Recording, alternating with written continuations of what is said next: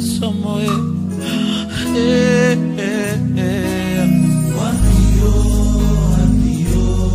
Messieurs, bonsoir et bienvenue dans Société et Développement. Ce soir, cette émission reçoit pour vous Monsieur l'ingénieur Manitou Mantoto Jerry, qui est ingénieur agronome, technicien et biotechnologiste.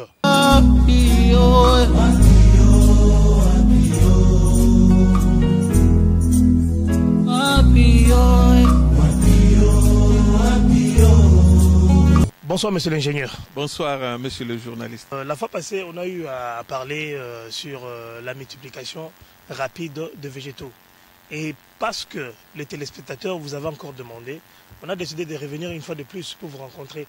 Et aujourd'hui, je pense que nous allons parler sur les secrets de la culture intensive, donc qui est d'ailleurs le titre de votre livre. Et je pense que vous aurez aussi le temps de pouvoir expliquer à nos téléspectateurs les contenus de ces livres. Mais j'ai tiré quelque chose dans ces livres et je pense que cela satisfera tous ces gens qui nous regardent. La fois passée, on a parlé de la multiplication des espèces végétales et l'amélioration et la sélection de plantes. Aujourd'hui, j'aimerais que vous disiez à ces gens qui nous suivent en ce moment l'importance de la culture, surtout du bananier, parce que vous aimez beaucoup parler du bananier.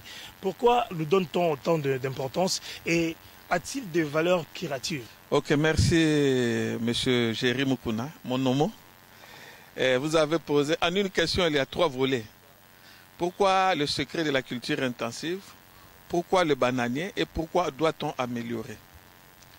La culture intensive, c'est-à-dire vous dépensez peu, même dans des petites superficies, et vous gagnez plus. Je parle de la culture intensive parce qu'en regardant l'agriculture au Congo, il y a trop de failles. Les gens ne travaillent pas selon les principes. C'est pourquoi vous voyez tous ces gens qui travaillent, ils se pleurent toujours, se lamentent. Pendant que dans d'autres pays, même la Belgique qui est 80 fois plus ici, mais tout le monde qui est agriculteur, ce sont des barons, ce sont des grands patrons. C'est qu'il y a un secret quelque part. Pourquoi nous qui avons des grandes étendues, nous faisons toujours la culture extensive? C'est que nous vivons encore de la cueillette, c'est qu'il fallait apporter quelque chose de plus, de telle façon que les Congolais puissent se retrouver, élever leurs enfants, payer les minervales des enfants, vivre bien, avoir le loisir, avoir le luxe à partir de l'agriculture, car tous les pays du monde développé, c'est l'agriculture, même la Chine, c'est l'agriculture.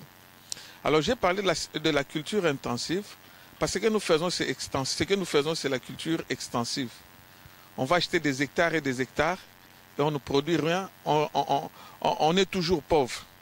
Alors il y a un secret. Le secret d'abord, c'est que pour tout problème qui concerne l'agriculture, il faut des spécialistes et des organismes organisés. Même en médecine, on ne peut pas soigner l'enfant n'importe où, il faut qu'il y ait un pédiatre. Et quand il y a telle sorte de maladie, il ne faut même pas acheter les médicaments, il fallait la prescription, comme à Brazzaville. Pour acheter un médicament en pharmacie, il faut l'ordonnance. Mais ici, ce n'est pas le cas. On achète même des demi-cures. Donc, tout est à recommencer au Congo. L'agriculture intensive demande les spécialistes qui doivent vous donner des conseils et des organisations bien organisées. Je sais que c'est le travail de l'État, mais nous suivons l'exemple de John Kennedy qui dit « Ne vous contentez pas de ce que l'État fera pour vous, mais qu'est-ce que vous faites pour que l'État se retrouve ?» C'est pourquoi nous nous sommes organisés en organisation non gouvernementale. Et je suis spécialiste puisque je suis un ingénieur agronome, phytotechnicien. Phyto, c'est-à-dire c'est la plante. Je connais la physiologie, comment la plante grandit, comment la nourrir, que faire pour qu'il vous donne en quantité, en qualité. Alors, en tant que phytotechnicien, j'utilise la culture intensive car depuis 1960, le peuple meurt de faim. Ils ont essayé les diamants. Même là, on doit avoir les diamants. Il y a la grève.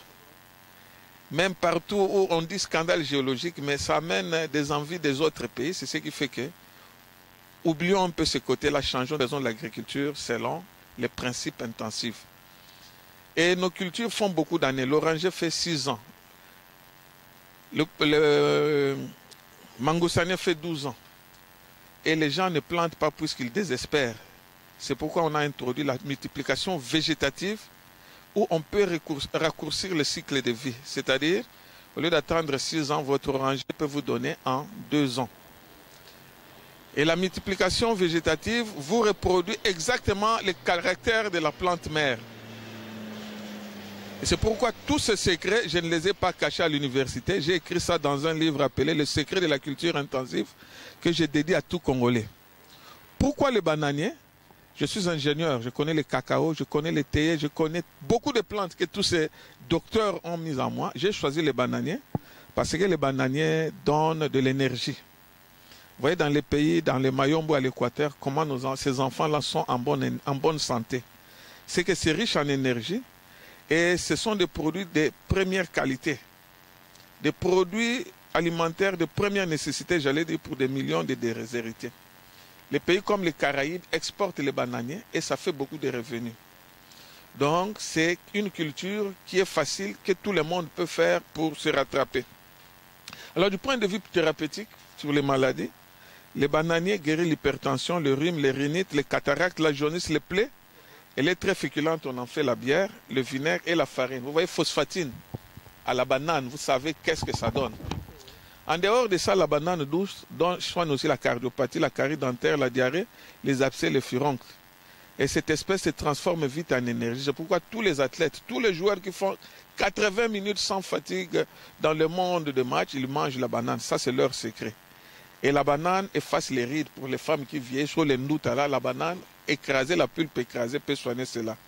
Alors vous voyez que toutes ces maladies, si on donnait du moins une banane à chaque enfant, on repousserait de loin le médecin. Alors j'ai choisi les bananiers, pas seulement les bananiers, puisqu'on va parler d'autres plantes, du moins pour que le peuple congolais puisse sourire. Voilà, tout ça, ce sont des formations. On améliore, d'abord l'amélioration vise la quantité et la qualité. Nous faisons 2 ou 3 bananiers. Or, nous pouvons faire 1 hectare de bananiers. Vous avez 2500 plantes que vous pouvez vendre à $10 les régimes, vous avez $25 000. Et nous avons des plantés en 2 régimes. Voilà pourquoi améliorer. Quand on améliore, on a une production et un rendement qui peut faire qu'on puisse quitter la pauvreté. Voilà, monsieur le journaliste. Eh bien, ingénieur, vous avez essayé un peu d'expliquer tout ce qui se passe autour de cette culture-là, sur la culture intensive. Maintenant, ce que je veux savoir, c'est que je veux que vous puissiez dire à ces gens qui vous suivent en ce moment, qu'est-ce qui se passe autour de la préparation de plantes? Est-ce que vous apprenez aussi aux futurs AID comment est-ce qu'ils peuvent en fait concevoir les plantes, et ces plantes-là, on les conçoit dans quoi? Puisque je pense bien que si vous êtes en train de faire une culture de plantes, donc c'est que vous êtes capable de pouvoir en fournir aussi aux agriculteurs. Et croyez-vous que vous en avez en grande quantité pour pouvoir satisfaire tous ces agriculteurs d'ailleurs qui en ont besoin et qui ne peuvent pas s'en procurer? Mais comment ça se passe? Comment est-ce que vous faites pour en fait faire cette culture améliorée de plantes? Merci, monsieur le journaliste, pour la question. Pourquoi parler des plantes? Les plantes sont des êtres vivants. Pour mieux comprendre cette affaire, il faut parler des écosystèmes. Donc, un écosystème, éco c'est l'écologie, c'est l'environnement. Un système, c'est une organisation. Les écosystèmes, c'est l'ensemble des êtres vivants et des éléments non vivants. On parle des écosystèmes. C'est-à-dire, pour avoir un écosystème, il faut des êtres vivants tels que la plante, les hommes, les animaux. Ça, ce sont des êtres vivants. Ils naissent, ils grandissent, ils se reproduisent et ils meurent. Et les éléments non vivants tels que l'eau, l'air, le feu. Et quand vous avez cet ensemble, vous pouvez vivre longtemps. Comme dans la Bible, on dit, au jardin d'Éden, l'homme avait toutes ces choses. Mais voyez-vous que quand les hommes ont commencé à se multiplier, les écosystèmes étaient en déséquilibre. Par exemple, on peut parler du déluge. Le déluge a détruit les plantes. La désertification a détruit les plantes. Et maintenant, vous voyez que l'homme est en train de détruire les plantes. L'homme déboise, l'homme met le feu de brousse. C'est pourquoi vous voyez que beaucoup d'espèces qui existaient dans le temps, vous allez voir que ça a été décimé. On en a fait des braises même dans des villages. Alors ceux qui viennent chez moi à Gad, on leur dit que, ainsi donc, au cours des siècles, plusieurs espèces se sont détruites soit par les phénomènes naturels, soit par l'homme. Ainsi, à Gad, notre devoir sacré, c'est de nous occuper des espèces qui ont été épargnées en les multipliant et les conservant. Et le rôle d'Agad en tant qu'ingénieur, en tant que spécialiste, c'est de donner des bonnes semences. C'est-à-dire donner les plantes, c'est ce que je fais, je donne les bananes, je donne les plantes que moi-même j'ai améliorées. Et dans une deuxième phase, c'est de les multiplier rapidement afin de revenir aux écosystèmes, afin que l'on puisse manger. et jeter même le surplus au fleuve et voire même expédier dans ces pays du monde qui veulent créer la famine, parce que nous ne devons pas créer. Et la quantité de plantes, ici c'est chez moi dans un site, ça c'est un site exemplaire, nous ne sommes pas encore au champ, ici c'est un endroit où je garde mes plantes, où je multiplie. Et moi je ne multiplie pas seulement, mais tout, vous allez écouter les témoignages des gens, je leur ai montré comment dupliquer les plantes. À partir d'une plante que je vous donne, vous ne regardez que la plante, mais la feuille en elle-même a une capacité de se reproduire. Ça, ce sont des méthodes classiques. Le greffage, le marcottage, comment ils peuvent, à partir d'un seul plant de mangoustanier, en 2 ans, ils peuvent avoir 2 ou 3 hectares. À partir d'une seule plante, d'un oranger, comment ils peuvent avoir plusieurs. Donc, moi, je forme. C'est ce qui fait que je ne suis pas un agronome seulement qui parle. Ici, c'est chez moi dans le site. Il y a des espèces que vous... Ça, c'est un parmi des sites. Puisque j'en ai partout et c'est chez mes étudiants partout, j'ai des sites et des sites. Ici, c'est un endroit où je multiplie, j'en ai beaucoup. Et mes étudiants ont beaucoup, c'est ce qui fait qu'aujourd'hui, si vous nous demandez de repeupler ou de reboiser le plateau de Batéka, avec tous les réseaux que j'ai, même le bananier, vous savez que ça, ce n'est pas menti, vous avez vu la serre. Comment nous multiplions rapidement les espèces. Un pied de bananier vous donne 150 et j'ai 1000. Une serre, c'est l'endroit où nous stimulons la croissance. Où nous stimulons, donc nous créons un effet de serre qui fait que les bourgeons qui sont cachés, qui sont invisibles, peuvent se développer. Et mes étudiants sont allés même jusqu'à mettre les papayers en serre, au lieu de s'aimer, ici on bouture les papayers, et même les semences passent par la serre où on est en train d'expérimenter.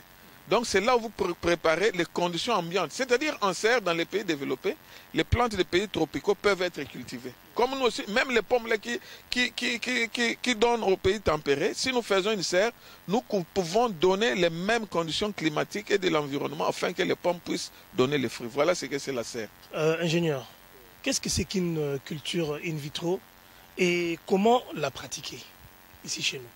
Culture in vitro. Voyez-vous, j'ai fait la phytotechnie à l'agronomie, puisqu'en graduat, on est généraliste. Mais j'ai choisi la phytotechnie, c'est-à-dire la technique des plantes. Et après cela, je suis allé au CRENCA. Là, on parlait du prof Malou. Et là, c'est le top de la science au Congo. Il y a les éminents professeurs, et là, il y a le centre nucléaire, mais il y a un département de sciences de la vie. Et là, je suis allé apprendre les biotechnologies. Les biotechnologies, effectivement, bio, c'est la vie, techine, c'est l'usage, c'est la voie à suivre, la méthode, et logo, c'est la science. Donc là, il y a les combinaisons des êtres vivants et des éléments non vivants pour obtenir un bien de service. Donc il y a des biotechnologies anciennes telles que la vinification, la boulangerie, où on mélange la farine avec la levure. Et la médecine, maintenant, ce sont les biotechnologies. On peut retirer des métabolites secondaires dans une plante pour guérir. Il y a la pharmacie, maintenant, ce sont des produits bio. C'est-à-dire quand nous prenons les médicaments, au lieu que ça laisse les radicaux libres, vous êtes guéri sans laisser des histoires, sans laisser des séquelles. Vous voyez, quand vous prenez un médicament, on vous dit quand il y a tels effets laissés, mais maintenant la science a évolué. Donc la biotechnologie, c'est dans tous les domaines, dans l'informatique, dans l'industrie alimentaire. Mais dans mon domaine, je suis allé faire la culture in vitro ou la micropropagation. C'est-à-dire, on ne peut pas faire ça à l'extérieur, puisque là, il y a des microbes, mais on fait un milieu contrôlé au labo. Et au labo, on ne va pas utiliser les boîtes de tomates, ça va fermenter, c'est pourquoi on met ça en verre. Et dans ce verre-là, on peut propager les plantes à partir d'une feuille par la totipotence, c'est-à-dire la capacité qu'une cellule qui est dans une plante de reproduire la plante mère d'où elle provient. Au fait, c'est la multiplication végétative, mais en petit. Maintenant, c'est le temps des Microsoft. Dans l'ancien temps, il y avait de grosses radios. Pour faire l'informatique, il fallait perforer les papiers. Mais maintenant, on peut faire un micro. Et ce qui est micro est petit. Un petit portable peut faire des exploits que le téléphone a plusieurs options. Maintenant, voyez-vous que ce n'est pas seulement la médecine, ce n'est pas seulement l'informatique, mais nous aussi, en agriculture, il y a ce qu'on appelle la micropropagation. C'est-à-dire, à partir d'une feuille, un explant, c'est-à-dire qu'on a retiré de la plante, on peut vous reproduire 200 000 exemplaires de la plante, exactement la plante mère, et on joue sur le milieu de culture et des phytormones. C'est-à-dire, tout ce qui se passe dans la nature, la science a imité. Si vous allez en Europe, vous allez voir au printemps, la vie descend dans les racines, les feuilles tombent. C'est une régulation, on appelle ça des régulateurs de croissance ou des phytormones. Au printemps, la vie revient aux fleurs et aux bourgeons. C'est un régulateur de croissance. C'est-à-dire, c'est comme si Dieu a mis une programmation dans la plante et la science est allée retirer ces phytormones. C'est ce qu'on appelle l'auxine et la cytokinine. Et quand on a cela avec les milliers de cultures, on peut prendre une feuille, on a des semences somatiques, des embryons somatiques, et quand nous mettons beaucoup d'oxyne, les rapports oxyne augmentent, vous avez les racines, et quand vous mettez beaucoup de cytokines qui sont des régulateurs de croissance, vous avez les bourgeons et vous avez une plante issue des vitres, c'est-à-dire des éprouvettes. C'est-à-dire on a fui les microbes à l'extérieur, on est allé, comme à la maternité, reproduire plusieurs plantes, et après on sort in situ, c'est-à-dire pour produire, pour sortir à l'extérieur afin de l'amener au champ. Mais c'est en grande, puisqu'ici c'est plus épatant que le bouturage, le greffage et le marcottage. Et c'est ce que nous recommandons pour l'Afrique. Tous les pays comme la Chine, le Brésil, l'Afrique du Sud, ils sont dans cette affaire, puis c'est naturel. L'explant naturel, les oxydes naturels, les vitamines naturelles, les laits de coco naturels, le sucre naturel, tout est épatant. Voilà en bref ce que je peux vous dire. Puis c'est un domaine.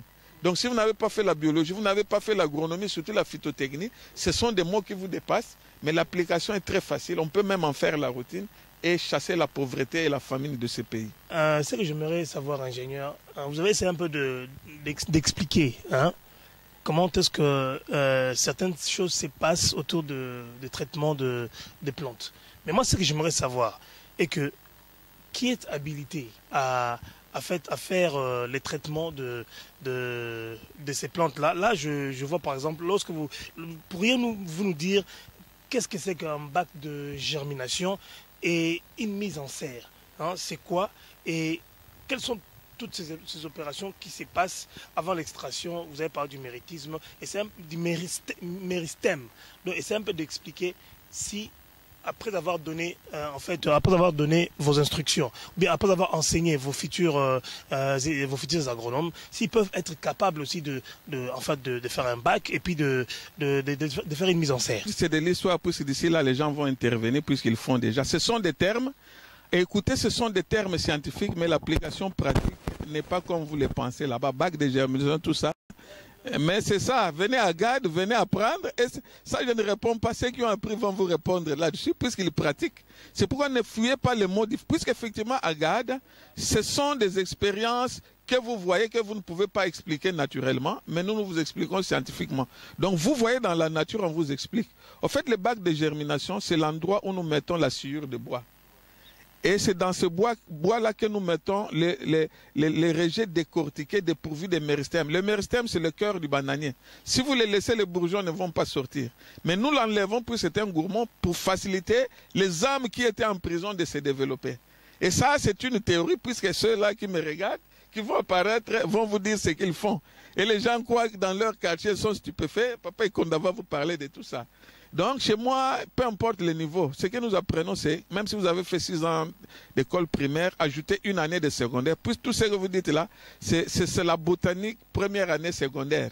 Au moins la culture in vitro, où si vous n'avez pas été à l'université, c'est difficile d'entendre, mais les miens qui ne sont pas allés à l'université, j'ai pris toutes mes connaissances, je leur ai ramené ça, parce que je savais que vraiment, c'est ça qui est indispensable. C'est pourquoi j'invite mes ingénieurs de vous voir, afin d'organiser, ça c'est épatant, vous aider, vous ne savez pas quel impact, qu'ils prennent aussi leur mémoire, qu'ils apprennent à tous ces gens, peu importe les domaines, qu'ils soient leaders et vous verrez que le pays se développera.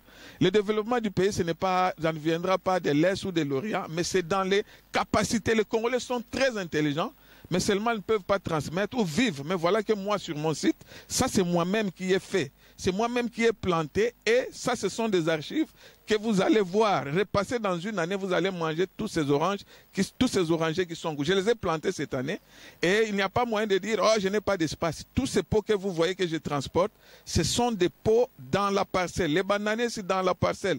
Les mangues ici que vous allez voir, ce sont des mangues de 2 kilos. Je les ai greffés et je les ai améliorés. Améliorer, c'est l'affaire de nous tous. Et c'est ce que j'apprends à tous les AID qui viennent.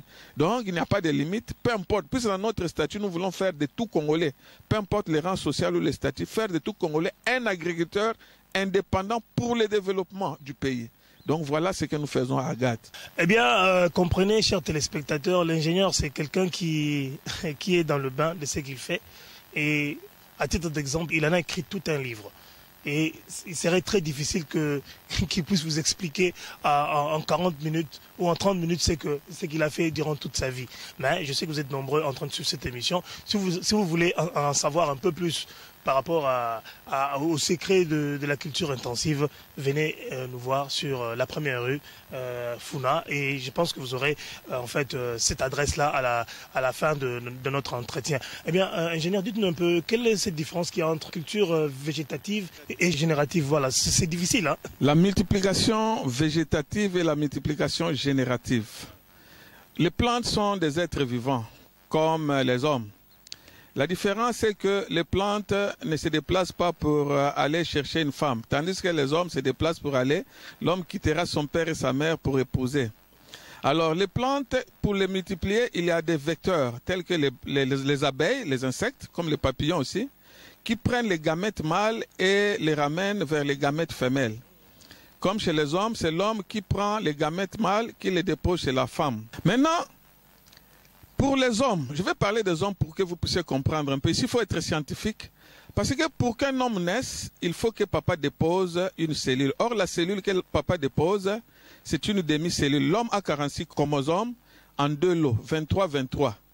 Et chaque chromosome contient des gènes qui déterminent les caractères, si vous serez grand ou petit. C'est ce qui fait que même je suis petit ici, même si on m'a mené aux États-Unis, on mange bien, je ne grandirai pas, puis c'est un caractère qui était dans mon père ou qui était dans mon arrière-grand-père. Donc c'est ce qui fait les caractères, le gène détermine les caractères. Alors l'homme, comme il a 46 chromosomes, ne peut pas donner 46 à la fois. Il y a une division des cellules dans les gonades, c'est-à-dire avant que la cellule masculine entre dans l'utérus pour féconder l'ovule, il y a un phénomène qu'on appelle la méiose, c'est-à-dire la division de la cellule en deux. C'est ce qui fait que le spermatozoïde n'est qu'une cellule haploïde de 23 chromosomes. L'ovule aussi n'est qu'une demi-cellule de 23 chromosomes.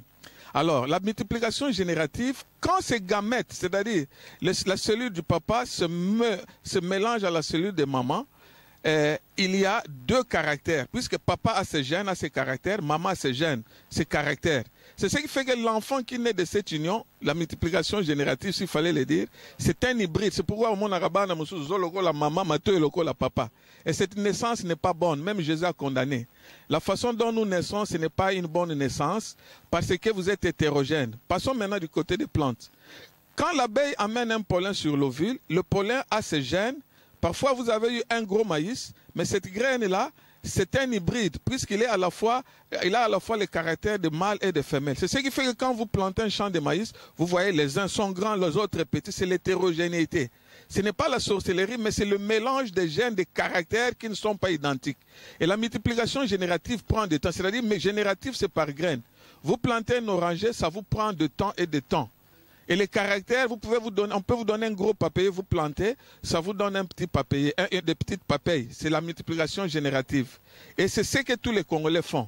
Et nous avons compris qu'avec cette façon de multiplier, vous n'aurez pas les rendements voulus, puisque vous ne savez pas quelle quantité, quel rendement vous aurez à cause de cette hétérogénéité. C'est pourquoi à Gare, nous disons, pour le développement, faisons la multiplication végétative.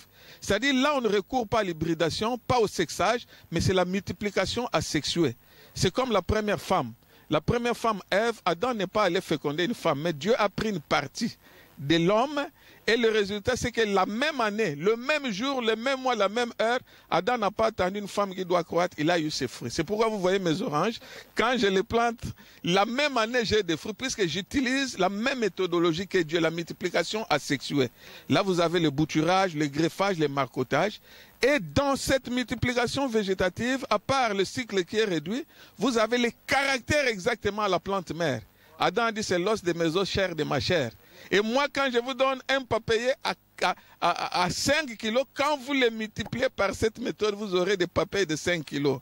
Quand je vous donne un plantain à 2 régimes, vous aurez des plantains de 2 régimes à un temps record. C'est ce que nous recommandons au Congo, changer de fusil d'épaule jusqu'à faire la culture in vitro, qui est exactement la micropropagation ou la multiplication asexuée mais en petit. Et ce qui est petit et ce qui est performant. Oui, chers téléspectateurs, suivons ces quelques images et on se retrouve tout de suite après. Je réponds au nom de Daniel Ngula Malanda. Je suis venu, n'est-ce pas, du Bas-Congo, de l'Ouosi profond. Je suis venu, n'est-ce pas, suivre les enseignements auprès de l'ingénieur Manitou. Oui, j'ai toujours fait l'agriculture comme, n'est-ce pas, métier, comme emploi.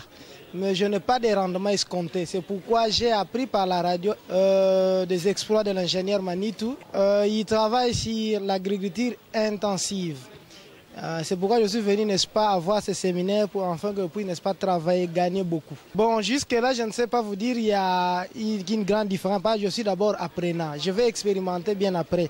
Mais à partir du séminaire, je sens déjà qu'il y a une différence. Je m'appelle Tsimbampe Zoluidi. Je suis professeur de chimie et de sciences. Ça fait un bon moment que je dispense ces cours. Bon, je l'ai suivi au niveau de la presse, plus précisément au niveau des médias.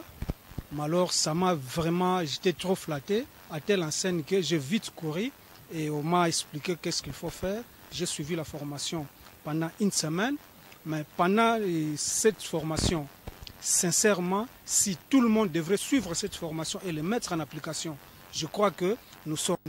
Bon, c'est possible puisque avec la volonté, c'est la volonté d'abord qui compte et avoir cette vision-là. Donc avec la volonté et la vision, nous pouvons réussir cette opération. Bon, j'ai commencé déjà avec les bananiers puisque c'est la formation que nous avons suivie. J'ai planté 2 bananiers. Je suis en train d'observer puisque ça fait déjà 2 semaines depuis que j'ai suivi la formation. Je suis un AIDEF pour le moment. C'est-à-dire j'ai suivi une formation de formateur. Donc je suis maintenant, j'ai les possibilités maintenant de former les AID. Bon, la formation des formateurs, ça prend à peu près 4 ou 5 jours. 5 jours. Mais pour les AID, c'est 6 jours, parce qu'il y a 6 modules. Pour le moment, moi, je suis un fonctionnaire de l'État et je suis maintenant converti en AIDEF maintenant en agriculture, qui devient ma deuxième passion. Vous voyez que je suis un cadre de commandement dans le ministère de l'Urbanisme et Habitat. Voilà, aujourd'hui, je deviens un agriculteur indépendant pour le développement. D'où, avec ce que j'ai appris dans la garde, j'ai fait beaucoup d'espoir maintenant chez moi que vous aurez le temps de venir voir ce que j'ai fait à la maison. Eh bien, ingénieur, faute de temps, je sais que c'est tellement immense, votre découverte. Qu'est-ce que c'est qu'un greffage? Et que faut-il faire pour que cette technique puisse réussir? Mais est-ce que ces greffages réussissent-ils à chaque fois que vous l'utilisez? Il arrive des fois où l'union de 2 plantes échoue quand on applique cette technique de greffage. Le greffage, c'est la multiplication végétative. C'est-à-dire par rapport à ceux qui s'aiment, ceux qui font les greffages sont mieux. Donc, comme vous avez dit, c'est l'union de 2 plantes qui vivent en symbiose. L'un s'appelle porte-greffe et l'autre, c'est le greffon. Le porte-greffe, c'est la terre d'acile, comme le Congolais. Au Congo, tout le monde peut vivre, il n'y a pas de problème. C'est une terre hospitalière, c'est pourquoi tout le monde nous aime. Alors ça, c'est la plante qu'on appelle plante mère ou sujet. Les greffons, c'est une plante. Il doit être de même espèce. S'ils ne sont pas de même espèce, ça ne va pas les réussir. Donc les agrumes, c'est-à-dire les les mandariniers, les orangers, les citrus, ils sont de la même famille. Donc des espèces différentes. On ne peut pas greffer les safoutiers sur un oranger. Donc si ce sont des manguiers, il y a les indochines, d'autres variétés, c'est entre eux. Les avocatiers, entre eux, mais des variétés différentes. Alors, c'est effectivement, voyez-vous, quand mes agrumes donnent en une année, les gens croyaient que c'était un miracle. Or, ce sont des notions de première année secondaire. Celui qui croit que quand on fait ça, c'est la magie, il doit revoir ces notions de botanique de première année secondaire. Seulement, c'est que, et le prof qui nous donnait, nous qui apprenions, nous ne savons pas qu'on peut développer cela. Et voyez-vous que ce n'est pas seulement ce que nous apprenons, mais c'est le savoir-faire. Alors, au fait, le greffage, c'est le déménagement d'une plante. C'est comme Jésus disait, si vous dites à cette branche, ôte-toi des lois, viens te mettre ici, si vous ne doutez pas, cela va se faire. Mais il faut que ce soit dans les principes. C'est-à-dire, au fait, le porte-greffe, ce que vous avez là comme des plantes améliorées, ce sont des rouflemons, des citronniers qui ont 3 mois. Alors, je pars prendre une branche qui donne déjà. Vous voyez que là où il n'a pas une année, il a par exemple 10 ans, je le ramène dans mon porte-greffe et je lui dis, j'aimerais que tu me donnes des fruits. Voyez-vous qu'il a déjà donné et quand il se déplace, c'est la continuité. Vous avez gagné en temps. Et la plante qui est améliorée comme ça, comme s'il est sur les terres d'asile, c'est exactement ce qui se passe dans les naturels. Il va plus prospérer que là où il vient. Celui qui vient d'ailleurs, qui trouve la terre d'asile telle que les citronniers là, va, après 2 ans, si vous allez compter les fruits qui sont sur la plante mère par rapport à celui qui est venu sur la terre d'asile, il va plus se développer. Et il est résistant à la maladie, puis c'est comme ces 2 caractères. Il est résistant, c'est comme quelqu'un, vous avez, c'est le métissage par exemple. quand vous avez celui qui est un Belge qui vient épouser une Congolaise, l'individu que vous aurez, il peut résister et au Congo et en Belgique. Donc il a une résistance. Quand on parle de l'incompatibilité, maintenant la science est... Puisque ça, ce sont des histoires, je peux dire, de 1911-1914 ou 45-45, 40-45, ce sont des histoires qui ont développé les pays dans les temps. Mais maintenant, les gens recourent à ce qu'ils appellent OGM. Dans les OGM, c'est ce que nous ne pratiquons pas à GAD, nous ne sommes pas encore à livre, puisque là, il faut des matériels. OGM, ça ne dépend pas des mêmes espèces. On peut prendre les gènes d'une araignée, on les met dans la chèvre laitière. On peut prendre les gènes d'un poisson qui résiste à la température basse au pôle Nord, on les met dans les tomates et la tomate peut être plantée. Voyez-vous que ce n'est pas la même espèce, mais maintenant c'est ce qui se passe. Ce sont des nouvelles technologies de 1973 et c'est ce qui fait le débat entre les grandes puissances, entre la France et les États-Unis. Les OGM. Or, nous, le bouleversement politique devait être pour nous une occasion de sauver le pays de la pauvreté, puisqu'on ne mange pas les OGM. Mais nous faisons des produits bio, on ne fait même pas les OGM, on met la terre naturelle, comme vous avez vu mes fumiers là, ça c'est du compost, et du fumier des fientes de poules que nous utilisons sans OGM, et ça peut être une solution pour exporter à tous ces pays qui se battent pendant qu'ils font des débats. Nous produisons des produits biodégradables, sans OGM, sans hybridation, comme je vous expliquais, des produits naturels. Oui, biodégradables. Puisqu'on vous parlait du greffage, les Belges vont dire, ah, nous connaissons ça, ça c'est OK. Puisqu'on marcotte, par exemple, vous provoquez l'enracinement, dans un mangoussanier qui donne. C'est un bouturage où l'enracinement se fait sur la plante. Et vous déménagez, au lieu d'attendre 12 ans, la même plante, la même année vous donne. Ongoluté, papa Géry. Eh bien, ingénieur, nous sommes arrivés pratiquement à la fin de cette émission. Mais j'aimerais savoir, qu'il faut-il que les gens puissent faire pour pouvoir se procurer votre livre d'abord?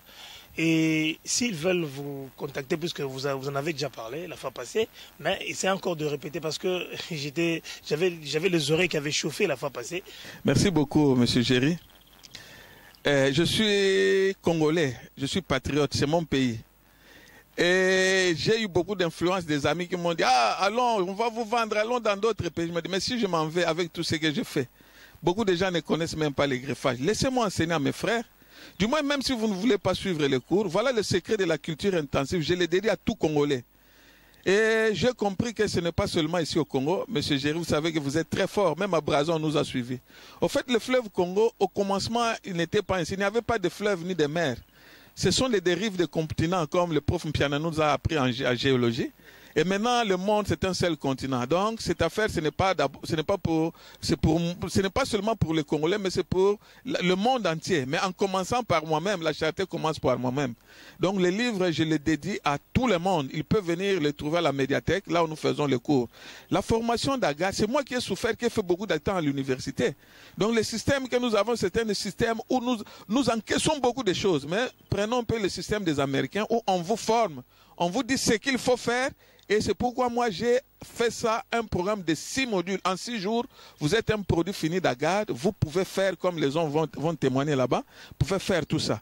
Et je remercie tous les ingénieurs agronomes afin qu'eux aussi fassent comme moi. Leurs travaux là, leur mémoire. Il y a des travaux épatants à l'université. Faites des livres et montrez, pas seulement la théorie, démontrez comme je démontre. Moi je ne suis pas un homme de bureau, mais je suis in situ pour démontrer. Tous les pays que vous écoutez se sont développés. Leur secret, c'est la mondialisation. Les Blancs ne peuvent même pas en vouloir puisqu'ils ont mis les histoires sur l'Internet et on a étudié, on pratique et ça réussit. La science est universelle. Donc, procurez-vous de ces livres que le fils du pays, votre propre frère, a édité pour vous. Nous sommes à la médiathèque, à la première rue, à Funa. Avant d'arriver à l'église Bethel ou en face de Saint-Raphaël, l'hôpital Genta, nous sommes en face, c'est la médiathèque. Eh bien, mesdames, mesdemoiselles et messieurs, notre émission est arrivée à sa fin. On a été très heureux d'être chez vous, dans vos maisons. Nous sommes très contents d'avoir fait cette émission ce soir avec vous. Alors restez branchés sur Sen TV et bonne suite de programme. À la prochaine.